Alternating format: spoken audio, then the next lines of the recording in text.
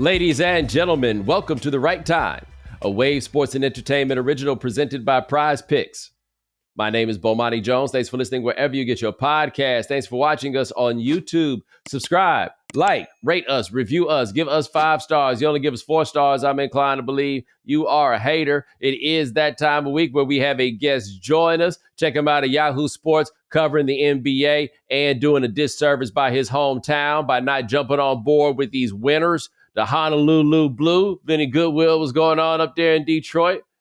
Hey, man, they gave defensive coordinator Aaron Glenn a standing ovation last night during the Pistons Timberwolves game, Trailblazers game. But you know what's got to stop, Bo? I think you would agree with this. They're here chanting Jared Goff's name during the basketball game. Why? Because he the quarterback of the best team in the NFC. MVP candidate. You don't believe that. Now, that last part you don't believe. That last part you do not believe. I said he's a candidate. I didn't say he was the MVP.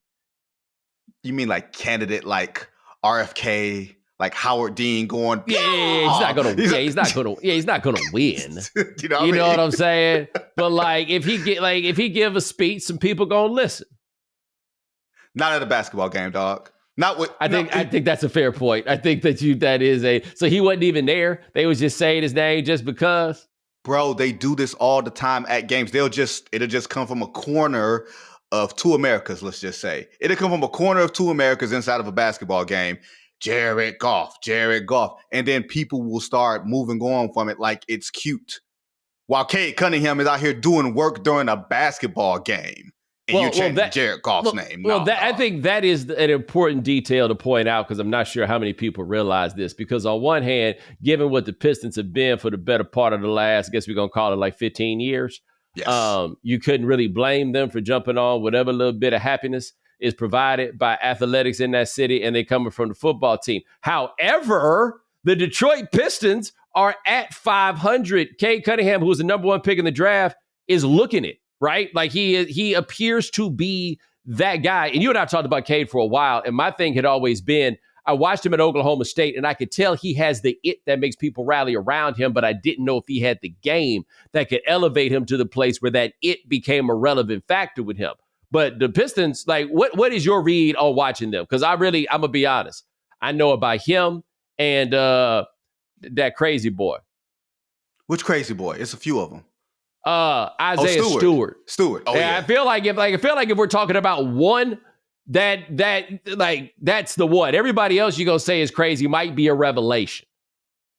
Well, I think the important thing, because Stewart's a little crazy, but he tried to fight LeBron as a rookie, if I'm not mistaken. No, it wasn't a rookie. Okay. He was like in his second year. But he got the man was bleeding, Bo. That's the crazy part. He was bleeding.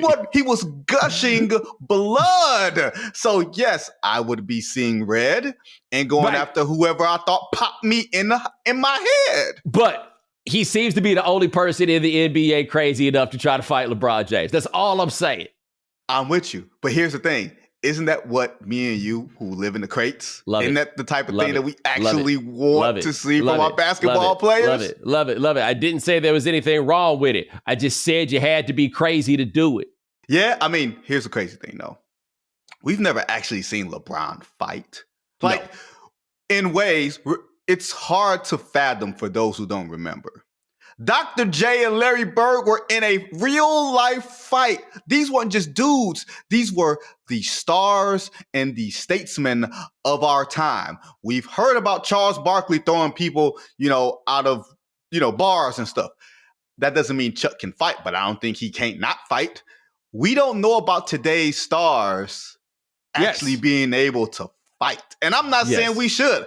I don't want to see Steph Curry get into a fight. You know what I'm saying? Like, that ain't really something I'm here for. But normally, we know from previous generations, hey, man, the stars are the stars. You don't mess with them because they might be able to tune you up. Except we don't know that about these dudes now. Well, it's interesting, though, because somebody seems to know. For example, I did not know this about DeMar DeRozan until the Drake thing came around, and then everybody told me that you didn't want no problems with DeMar DeRozan. Nikola Mirotic, a dude who used to play in the NBA, but decided to take his ass back to the crib after Bobby Portis broke his face. One hit a quitter.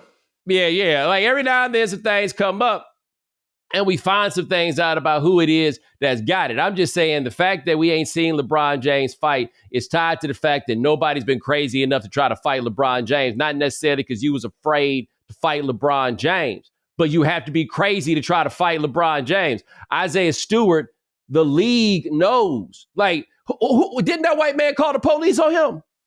Yeah, in Phoenix. Was that yeah. Eubanks? No, you're right. And here's the crazy part.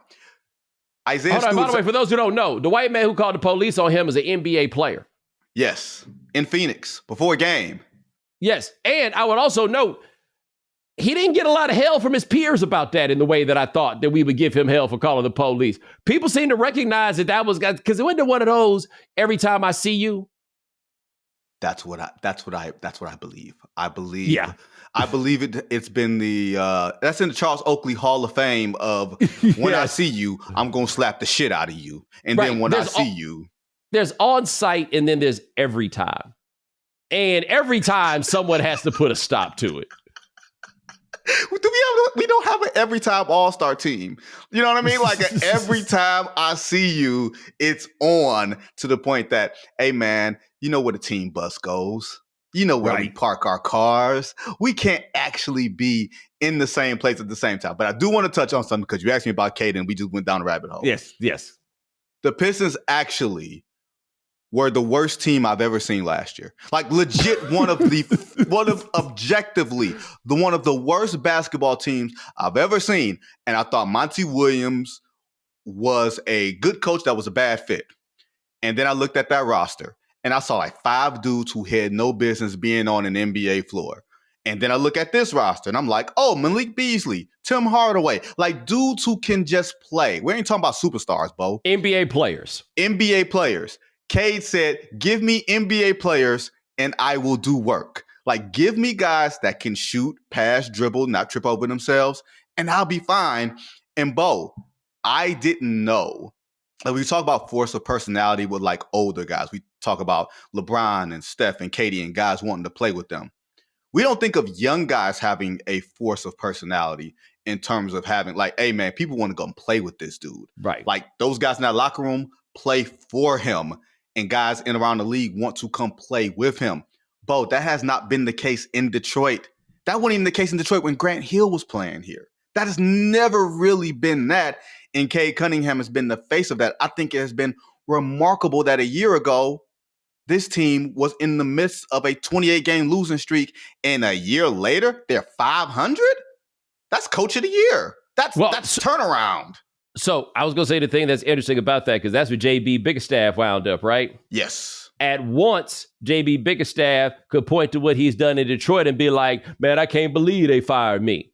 On the other hand, for those who are not aware, I'm just going to throw this out here because the record will be this by the time that this episode goes out.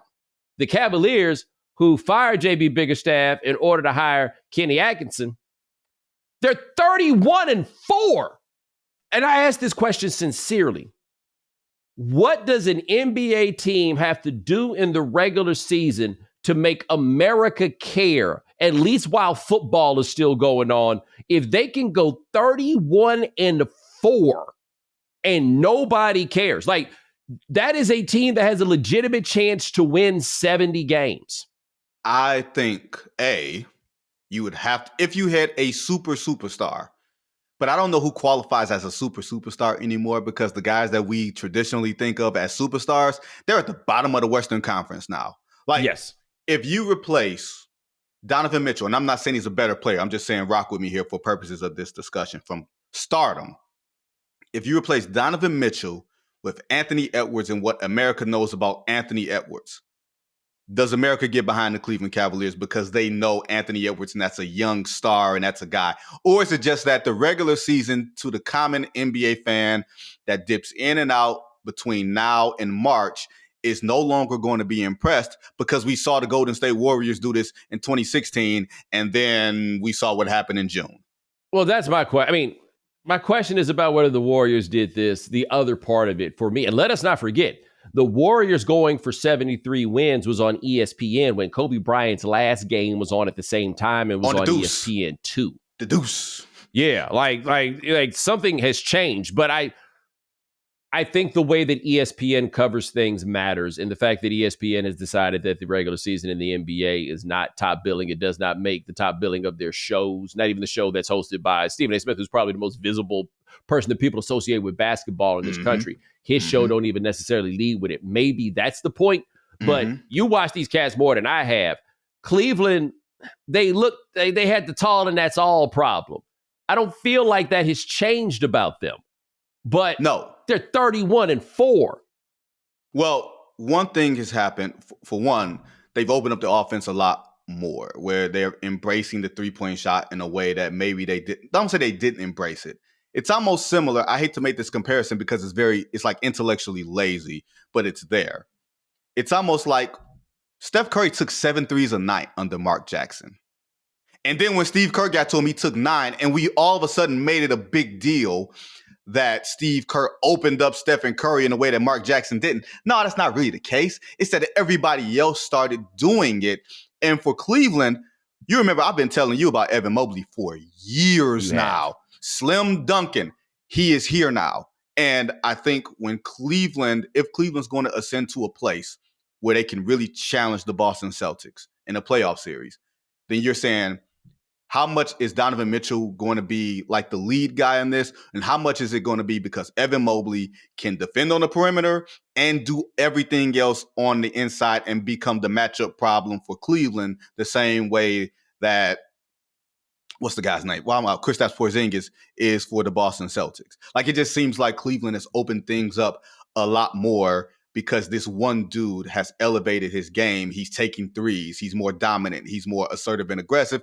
And the other guys seem to be okay with it because they know if we're going to go, he's going to be the guy to lead us. Well, that's what I was about to say. And I'm asking you this. I asked you this sincerely, not rhetorically.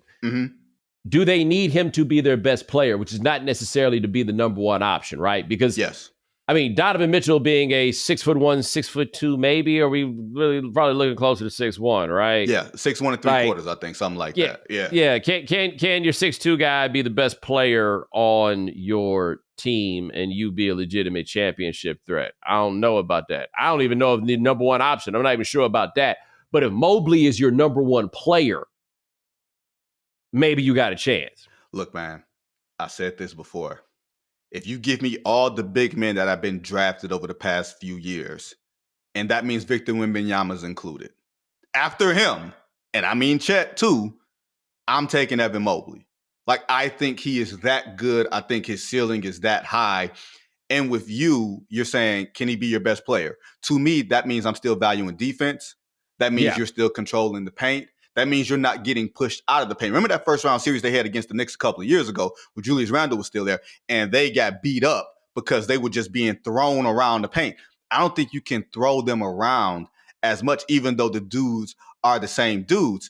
And to your point about Donovan Mitchell being 6'1", 6'2", we know the list of that. The list of dudes who are 6'2" and under to be the best player and number one option on their championship team, that list is a list of one. Yeah, it's Isaiah Thomas. That's it. And that's no shade to Donovan Mitchell. It's no shade to Steph Curry, nobody else. But if they're saying 6'2" is the line, it's Zeke and that's it, which means anybody else that's doing this with a small guard, you better do it a different way. Now, Bo, I will ask you this question because you said the Cleveland Cavaliers 31-4 and they got the best record in the league. Do you know the record of Oklahoma City Thunder?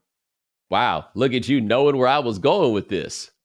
They're 30-5. Hold on.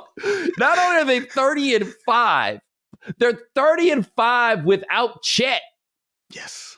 Right? Without Chet. They are just, and hey, I get to take the victory lap on this one because you and I used to talk about this a lot while they were building it. And you were wondering if Sam was over there tanking and nobody was saying anything about it. And I was like, no, don't you worry. This was going to pay off. And not only has it paid off, they still got all those picks.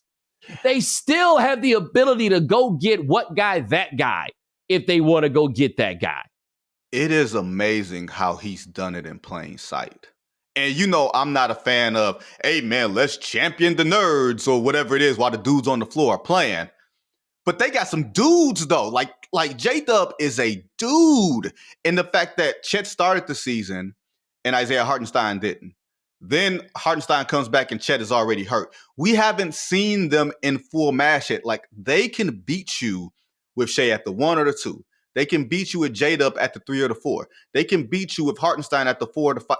At the whatever it is, they can beat you every which way. The question is, do they have the collective maturity? Do they have sort of the connective tissue from being able to do it enough together in the course of a regular season? Because they were the number 1 seed last year, and they got bounced in the second round. But that's a totally different squad than this one right here.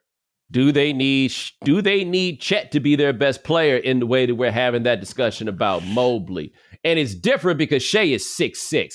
And Shai did in that series against Dallas. They didn't win, but he had some big games and some big possessions late in that series that made you feel good about what the direction is. Now, you know me, I'm a Chet guy. I've been a Chet guy since he came out at Gonzaga, in large part because he got that dog in him. If they got Chet out there at the 4 with Hartenstein at the 5, I don't know how the other team is supposed to score points, right? Like, the length of a lineup that's going to have, if you have Shai Gilgeous-Alexander at 6'6" at point, I don't really even have to fill in the rest of this for you. If you've got those 3 guys out there, man, that's a lot of length. I don't really know where you're supposed to get them buckets from, what you're supposed to do there. Chet able to spread the floor, because if you got Hartenstein, you have a spacing issue unless your 4-man can shoot. And you've got the 4-man that can shoot and play defense and block shots. But here's the thing. They are playing smart with Hartenstein because they don't plant him in the paint. And they don't just use him as a screener. They use him as a hub offensively where they can pull him to the outside. And it doesn't mean that he has to shoot. It means that he can pass. It means that he can visually see the space to get Shai, to get J-Dub, to get all those other guys the ball. They do a remarkable job of not having to have all the shooting, but having all the movement. Like, we think of spacing as stationary or vertically, but sometimes just the movement and the, you know what I'm saying? Like, inertia of all that stuff creates space and creates opportunity and creates confusion. I think, to your Shai question, Shai and Donovan, the thing with Shai is you can't take advantage of him defensively. That's true. And although we have marginalized defense in such a way that we looking around like, hey, man, we got to get some defense back in the game, you don't have to put Shai in a spot where you got to hide him. Now, he's not like big, strong guy, but he's long and he's willing to defend. And the other part is with him, he's not a reckless offensive player to where, yeah, he may throw his body around a little bit to try to get the fouls or whatever, which I don't really love. But he's not such the explosive athlete that you wonder about him from a health standpoint, throwing his body against somebody going to the rim. He slows down as well as anybody I've seen slow down. And I know that doesn't sound like it makes sense, but decelerating is a huge thing in today's game where you're trying to get to your spots. And man, that dude, look. It got James Harden to the Hall of Fame. Yeah, it did. And James Harden was naturally like a bigger dude who can, bounce dudes off of you. But the point I was going to say this, man, and I know that the Denver Nuggets are 4th in the Western Conference quietly. But is the MVP Shai Gilgeous-Alexander, even if he ain't the best player?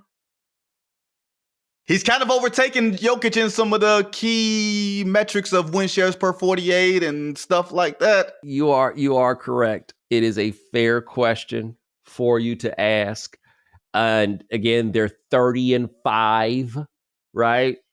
But by the time it's all said and done, something tells me the best player in the NBA is going to be right now. Are we going to give the best player in the NBA any more MVPs? Right? Because that happens also. There's a run, and then people decide that they're not going to do this anymore. However, my brother, he is still... all I can do is laugh. He's still that guy. Russ is out here balling. Porter's out here getting buckets again. The Jamal Murray question remains the question. Yes. But, yeah, Shai, I will say this. If they win something like 70 games and Shai keeps putting up numbers like these, then Shai's going to win the MVP. And that will be perfectly reasonable if he does. Well, my question to you is, when's the last time, because we say this all the time in reference to LeBron, this is not to bang on LeBron, but best player does not automatically mean the best player should win the MVP. You have to actually have the year and probably the team to back it up. Yes. Has there been an egregious vote where the best player had a MVP year and had no chance of winning the MVP? Because I feel like this would be the one beyond, that year that Embiid won it. Yeah, but even Embiid ended up with something like 34 points a game or something that made it halfway defensible once it came around. Let me think about this. Akeem Olajuwon did not have the greatest advanced statistical profile that year he won, but it was a perfectly defensible win. Karl Malone in 1997 got an MVP that I think we all acknowledge he did not deserve. And even if you don't think he didn't deserve it, I bet you wish he didn't win it. He probably wish he didn't win it. Put a bullseye on his back. Fair. I mean, let me ask you this, because I wasn't anticipating going there, but literally because I was in Chicago over the weekend and the Derrick Rose thing happened. How do we litigate Derrick Rose being the best player on a team that won 61 games and LeBron James being the best player in basketball on a team with Chris Bosh and Dwayne Wade not performing team-wise up to those expectations? And I think me and you were kind of in the case that, man, should Derrick Rose have won that? And now I feel like I'm starting to go back to, I think he earned it. First of all, and I've had people argue with me about this, and some of them will love to hear me say, I see where you're coming from. Because the big thing was the 61 games on a team whose second best player was either Carlos Boozer or Joakim Noah. Yeah. Right. Yeah. Like it was a very Bel Air Academy sort of situation. And I think in real time, it was easy to lose sight of how mind-blowingly different Derrick Rose was compared to everybody else. When they go back and show those clips of that year, oh my goodness. Like the fact that he was way better than Russell Westbrook while being according to a similar paradigm. Yep. Yeah. Like, oh man. Keep in mind, LeBron did not finish second that year. He finished third. Was that the Dwight Howard second year? Dwight finished second.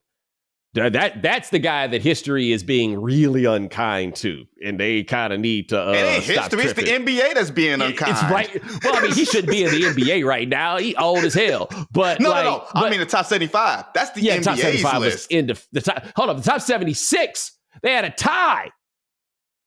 And they still couldn't find room for Dwight. If Dwight Howard ain't on your top 75 list and you got a tie, then we putting the cards back in and we're doing a revote. Yeah, we got to retry. We gotta go, man, you got to be kidding me. It's just ridiculous. But no, I look back at that MVP and it wasn't indefensible. Like I will no longer say, I still think that LeBron was the best player. I still think LeBron had the best season. Like I think the numbers go out and bear it out. I don't know what LeBron would have had to do, though, to win that MVP. Nobody's won the third straight MVP since Larry Bird in 86. I mean, what LeBron would have had to do to make people be like, yeah, dog, he kind of killing it. I mean, it almost takes an act of God. But think about the guys who could have won 3 straight MVPs, right? Theoretically, Magic would have won 3 straight if not for Michael Jordan's 88 season where he was Defensive Player of the Year and MVP, right? Yes. Chuck's 93 season in Phoenix where... There's an MJ argument. It is. MJ didn't even finish second that year. I think Olajuwon finished second. You're right, because Olajuwon was Defensive Player of the Year that year. Yes. Jordan in 97.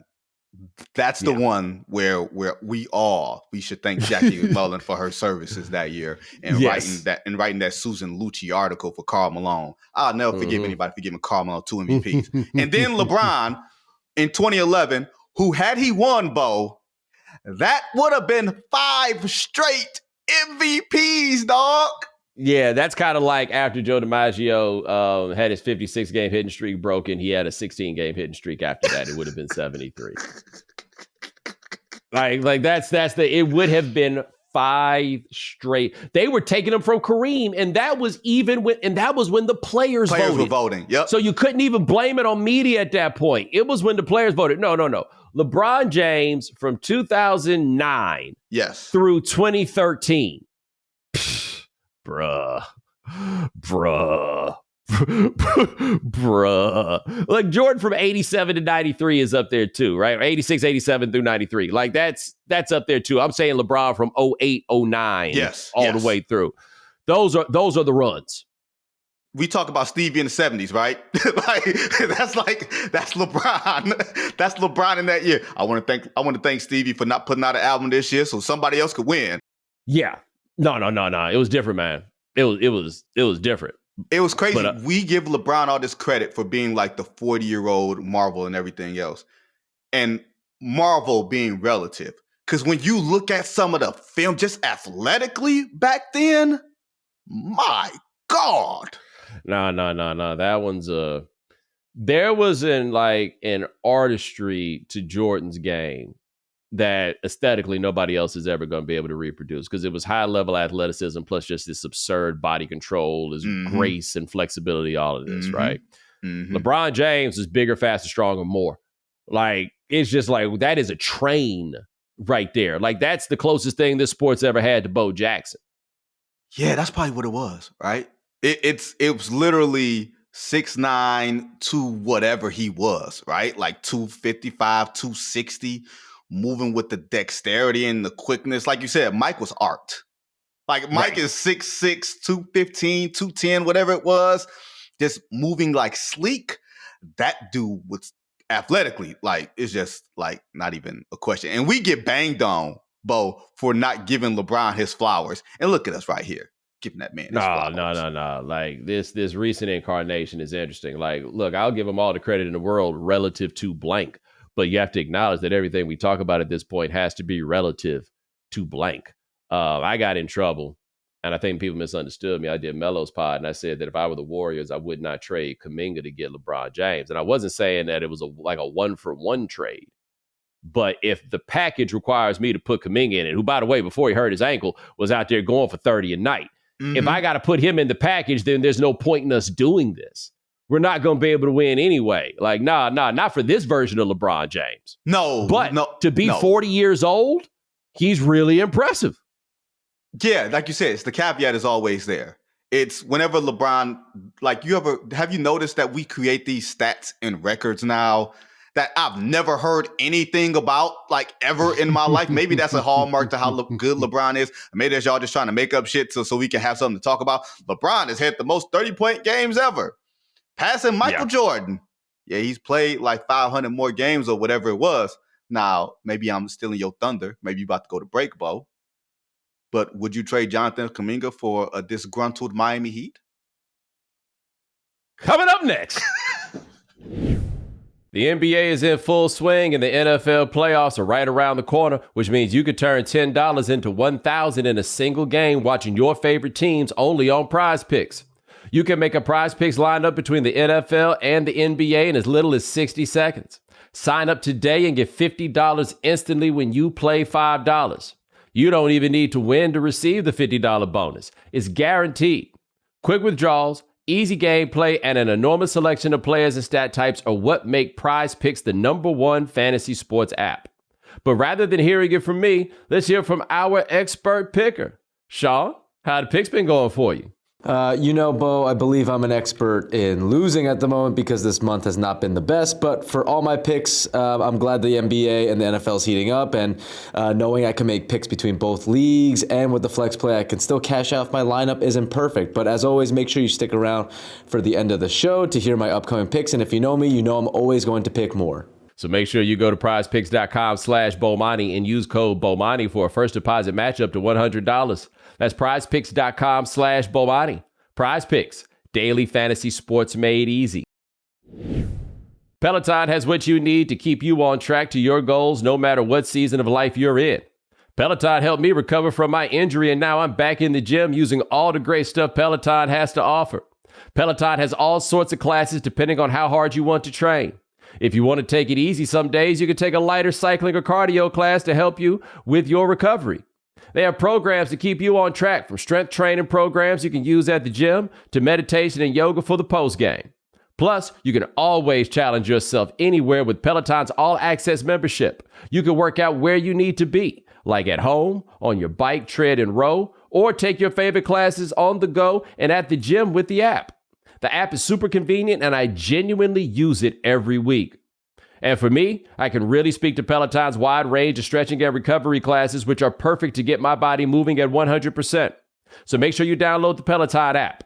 Find your push, find your power with Peloton at onepeloton.com. All right, we're back talking with Vinnie Goodwill, Yahoo Sports, and we have gotten to where I wanted to get to, right at the point where I wanted to get it, and I ain't even have to tell Vinnie. We got that chemistry, boy. I've been listening to these Miles Davis lately. You know what I'm saying? That's how we kicking it now. We got the trade-off going. You know what I'm saying? I like that. I like that. Yeah, you know what I'm saying? By the way, shout out to Vinnie. I got this for Christmas. It's from the Detroit Record Club right here, a copy of Bitches Brew. You know what I'm saying? Like, you know.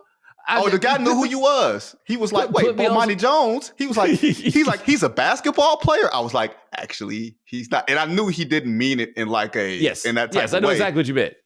And then he saw my name. He was like, wait, you're a basketball writer, right? He's like, oh, now I know who Bomani Jones is. He's the guy that's on TV. I'm like, yep, there we go.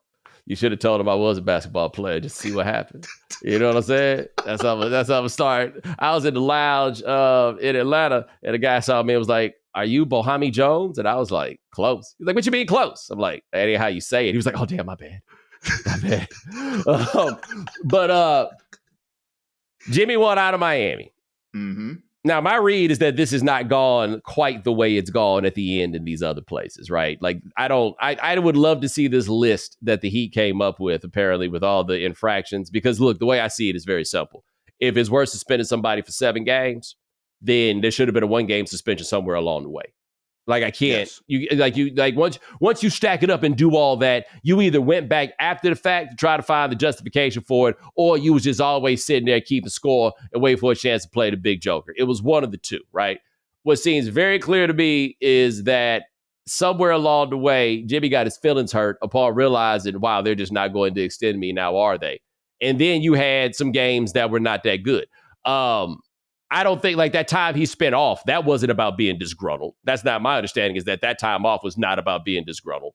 But it did. Once you started taking them one-legged threes, now it does look like disgruntled. But I don't care about that part, right? The Heat got to figure out what they're going to do. What I find to be interesting here is I think they're stuck with each other.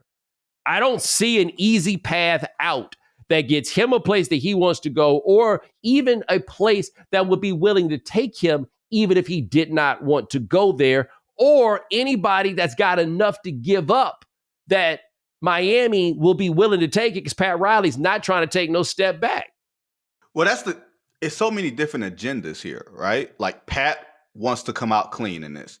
Jimmy wants to go someplace where he can play, win, and get paid, which in a second luxury tax apron world of the NBA, I don't know if that's possible in the way that people have these objectives. Now, hold on one second. Can you explain that as best you can? Because I know it's not simple. Forgive me for putting you on the spot there, but I know some people won't. I know some people, AKA my mama, want to know what we mean by this. Okay, so the NBA, as part of the last CBA, which was 2 years ago, they put in basically these tiers. They call them aprons.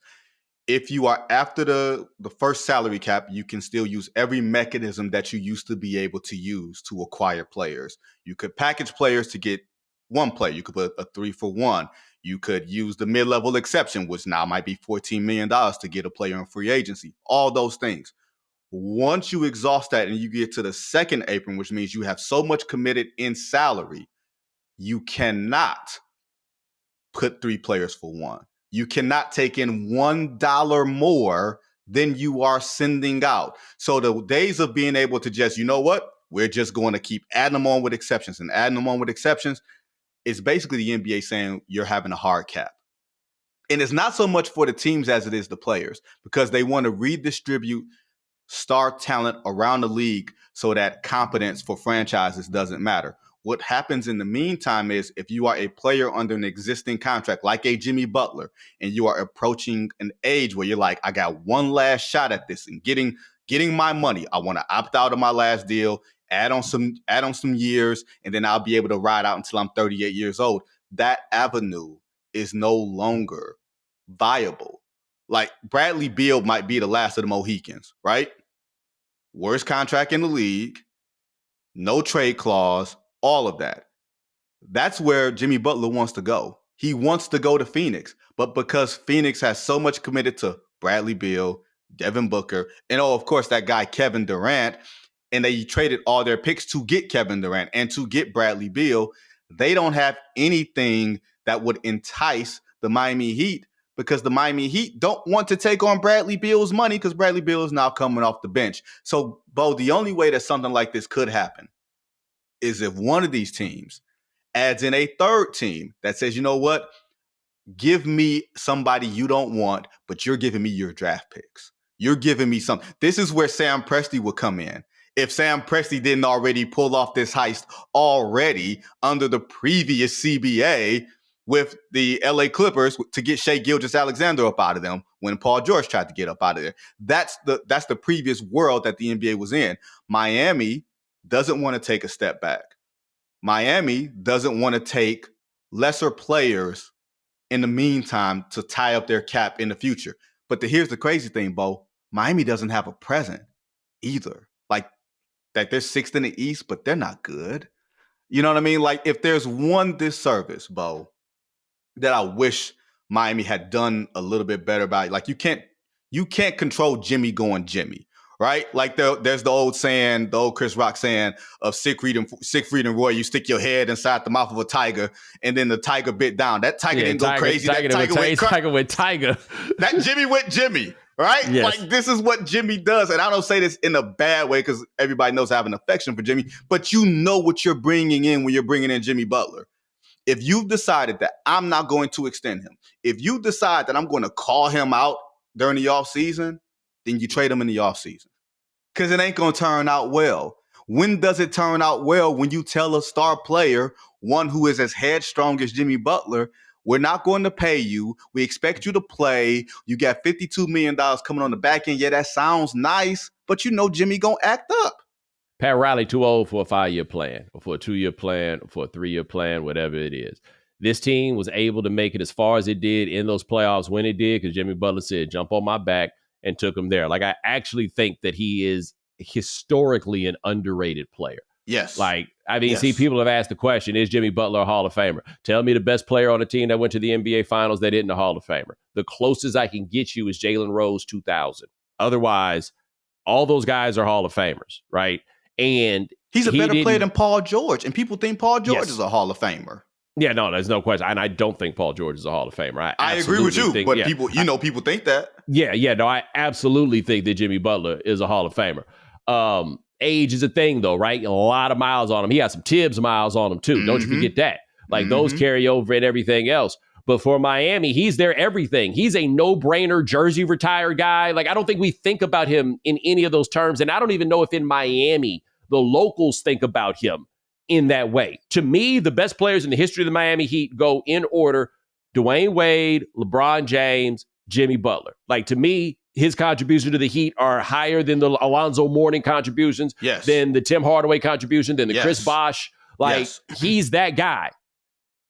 And I don't know what you're going to get by getting rid of him that's going to make this team as it is better. It's almost like one of the things that was bad for them is going to the finals that year with Jimmy and the Pips, because they still got a lot of them Pips hanging around there. Man, it is so fascinating. When we looked at the Miami Heat getting to the finals and even the Eastern Conference Finals, that Game 7, like, don't forget that. If Jimmy Butler puts a little more leg into that 3, I get to spend June in San Francisco and Miami. And instead, I spend June in Boston and San Francisco. I'll never forgive them for that.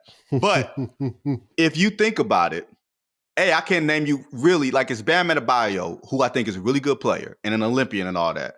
Is Bam a number 2 guy on a championship team? Because I say no. I say Bam is a number 3. He's a third best player who fills in the blanks and does all the little things on a championship team. I think he is a number 2 guy on a championship team if your number 1 guy is a clear tier better than Jimmy Butler. And that is not a shade to Jimmy. But Scottie Pippen could be the number 2 guy on a championship team if he's playing with Jordan. And I don't mean that to diminish Scottie, as it often is the case when I say things like that. I mean that the things that Scottie provided, if you've got a Sun type player that everything can orbit around, then what Scottie does, just maniacal, ferocious defense, the ability to be a playmaker, athleticism in the wings, the weaknesses in his game don't matter as much, right? You never had to ask Scottie Pippen to go get a bucket for you. And in fact, you didn't even do that when Michael Jordan wasn't there. You need to be in a circumstance where you never ask Bam to get a bucket for you. Yeah. And the fact that they were reliant so much on, well, Tyler Hero is here, and that's going to work itself out. And Bam, it's like they believed in their own mythology with the Gabe Vincents and the Max Struces and all those guys. We always looked at those Heat teams as being greater than the sum of their parts, as opposed to them going out there and getting more dudes. And when you get Jimmy Butler at 31, 32, 33 years old, and you see that he's that guy, why didn't they go get another guy? The Eastern Conference was there for them for the taking. It was there. Go get another dude, as opposed to saying, Eric Spoelstra, go rub your fingers together and make some fire. No, dude, get some fire. Right. Go win a championship with a team that might not win 50 games. I don't get it. You know what I'm saying? I don't get it. That's it's all fair question. I need to ask you this. It's a bit of a segue, and I feel like I have to do this. I need to be fair. Are you right? In this year of our Lord 2025, if you are given the option of Bam Adebayo or Karl Anthony-Towns, who are you taking? Because, brother, I don't know how much attention you've been paying to the New York Knicks, but there's a version of Karl Anthony-Towns that I did not know existed. And I don't want to hear no shit from nobody else about what you were saying before or what it is. It ain't never been this, dog. It has. He got around this team full of boys who I guess grew up similar to him or whatever it is. He ain't out here trying all these different voices. He's not a great defender, but he doesn't look like a sucker when he's out here doing it. He has. How many people have been better than him this year? Has he been a top 5 player in the NBA this year? He's been an MVP candidate, like legit top 5. The ballot is 5.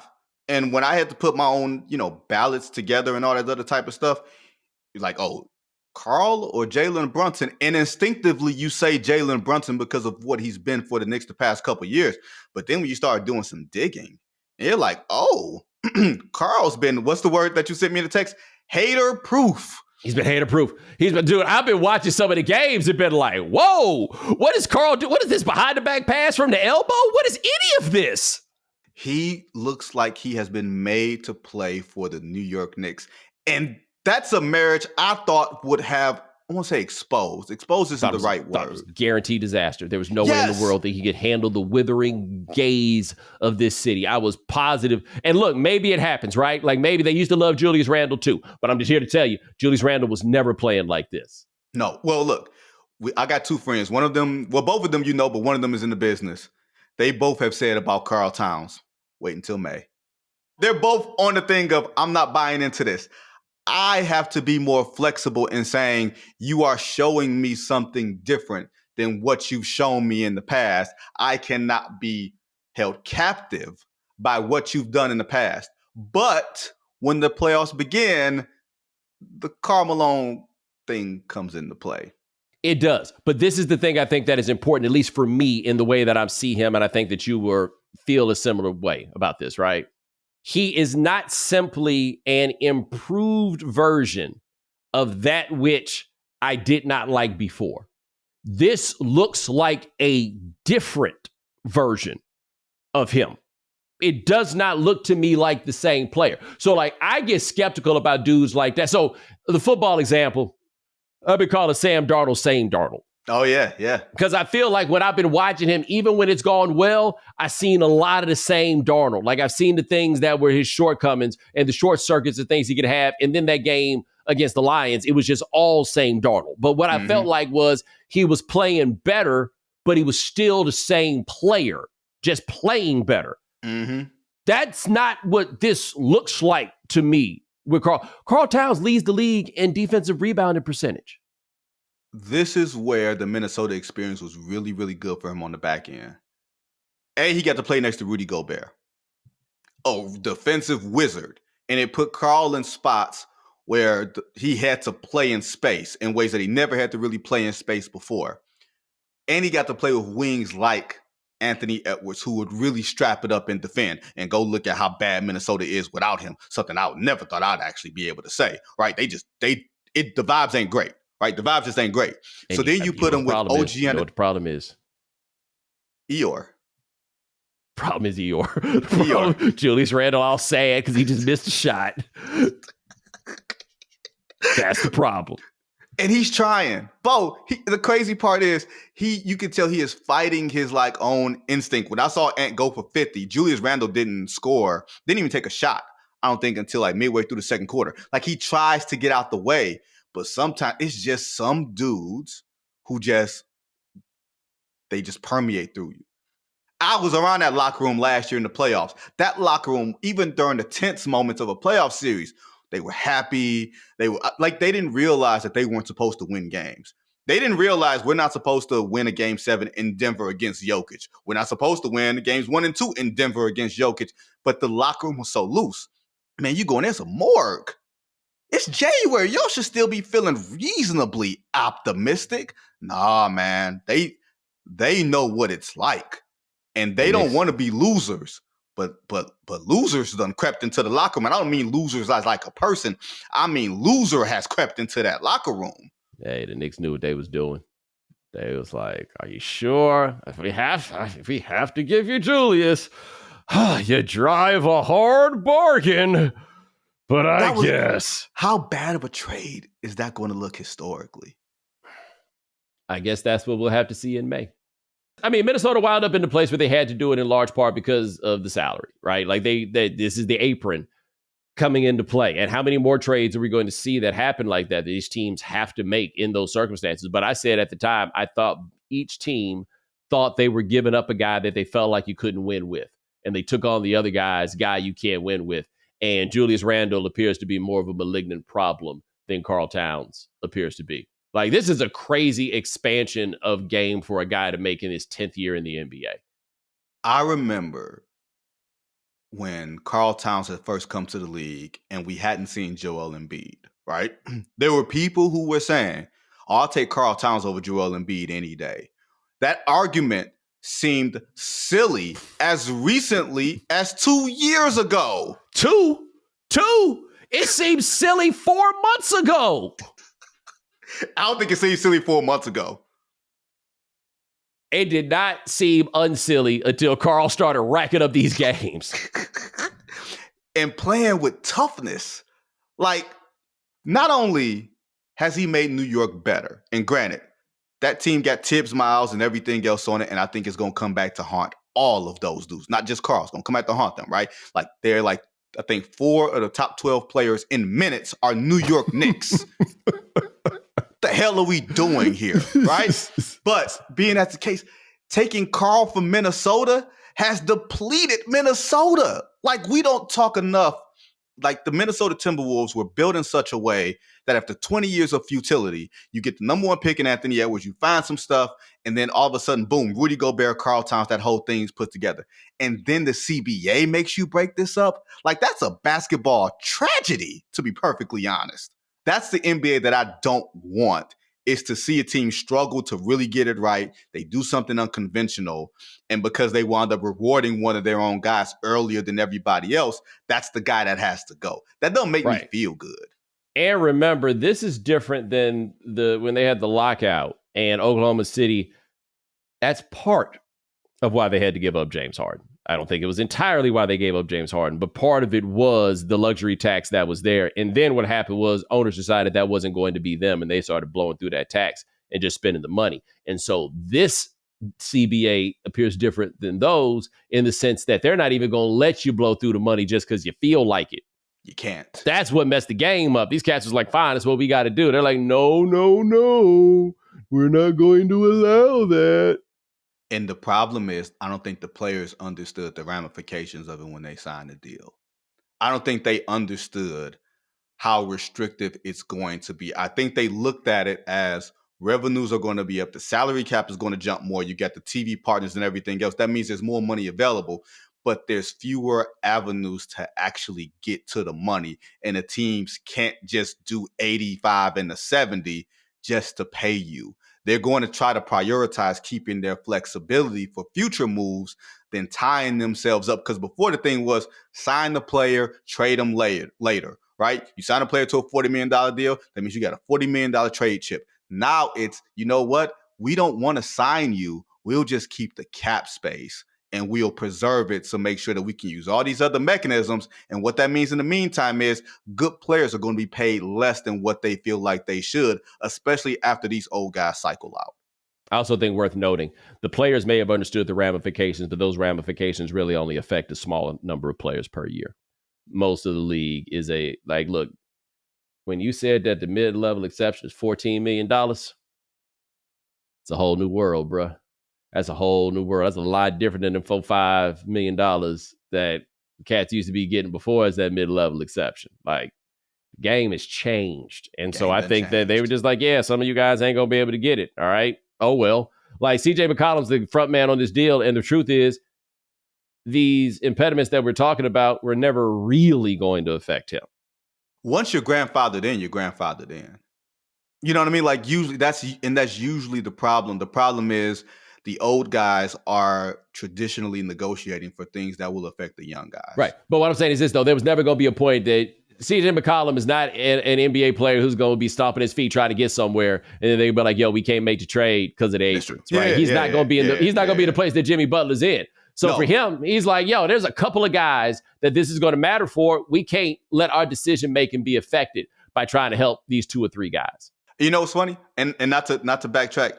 You have been a proponent of player X hasn't made a meaningful bucket in his life. And now we're trying to treat player X like he's an impact player. And you said this like 3 years ago. And now he has the worst contract in the league because he probably won't make a meaningful bucket for a team that's trying to matter. Yep. Here we are. What right. a time. I give you the credit. You were right. You ain't right about the Lions, but you're right about this. Lions going to the Super Bowl. Really? Lions going to the Super Bowl. Word? Lions are going to the Super Bowl. Okay. All right. It's going to be New Orleans, Detroit all in New Orleans? Yep, you're going to be there too, huh? Absolutely not. I'm just saying, I got to figure out the timing. But if they win a Super Bowl and I'm in the country, you come with me to the parade. Oh, hell no. You go out of your mind. No, you got to come with me to the parade. You got to come with me to the parade. I'll send you an Uber. If I come to Detroit for the parade, you coming with me to the parade. I'll come hang with you while you in the city. You are going to join me. It'll be so much fun. You know it'll be so much fun. You know I don't like being cold. You got a coat.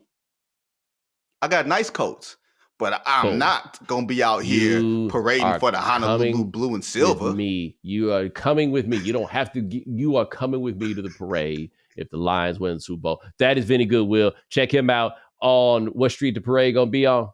No clue. Like what street the Pistons be going down for their parade? It's been so long since they had one, can't even remember. All right, either way, Vinny gonna be there with me. Check him out at Yahoo Sports covering the NBA. Quit hating. That's what I thought. Sean, you got prize picks for the people. I sure do. And for the record, Vinny, if the Lions do in fact win the Super Bowl and they do have a parade, we will shoot content of you and Bo at the parade with you just sitting there unhappy to be there. I think that's good video. No, as long as y'all give me a bottle of whiskey, I'll be all right. Okay. We'll put that in the budget. Here's the prize picks. We got some college football playoffs on Thursday and Friday. I like Nicholas Singleton on Penn State to have over 58.5 rush yards. Travion Henderson on the Ohio State Buckeyes to have over 46.5 rush yards. And Isaiah Bond, Texas's receiver, to have at least 1 touchdown. That's all I got, Bo. All right. And ladies and gentlemen, thanks so much for joining us here on The Right Time. We do this here 3 times a week. That is Sean Yu. He handles everything behind the scenes. Thank you, sir. Remember, follow The Right Time. Subscribe, like, rate us, review us, give us 5 stars. You only give us 4 stars. I'm inclined to believe you are a hater. We'll talk to you guys in a couple of days. Take it easy.